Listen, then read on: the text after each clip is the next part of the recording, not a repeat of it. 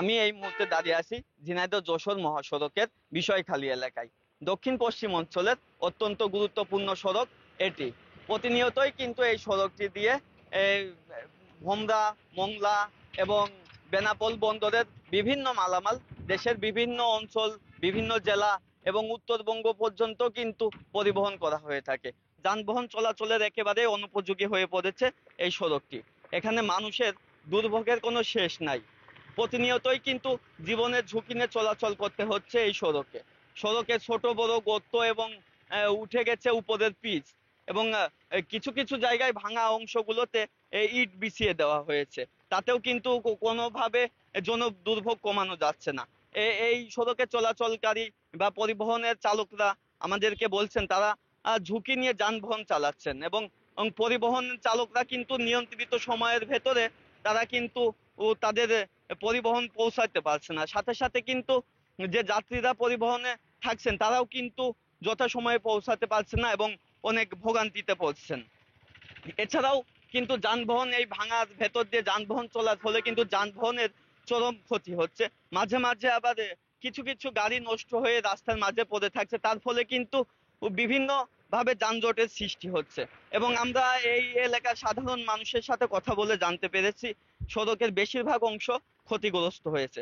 বিশেষ করে ঝিনাইদহ অংশের 12 কিলোমিটার একেবারেই বেহাল দশা।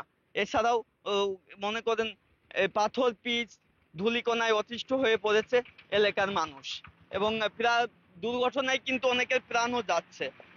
এটাও বলে রাখা ভালো, ও কালীগঞ্জ উপজেলা থেকে এই ঝিনাইদহ সদর হাসপাতালের দূরত্ব কিন্তু 15 কিলোমিটার।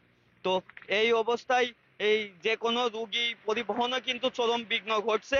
যদি রোগী অ্যাম্বুলেন্সে নেওয়া হয় তাও কিন্তু হসপিটালে আসতে তার অনেক দেরি হয়ে যাচ্ছে এবং সময় মতো কিন্তু রোগী হসপিটালে আসতে পারছেন না।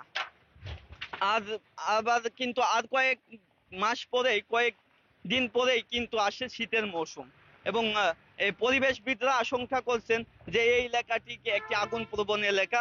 প্রতি বছরই আগুনে পুড়ে যায় পানির বরজ এবং দোকানপাট, বিভিন্ন বাড়িঘর। আগুন নিয়ন্ত্রণে কিন্তু বিপাকে পড়তে হতে পারে যেমন ফায়ার সার্ভিস এবং বিভিন্ন জরুরি সেবার গাড়িগুলো।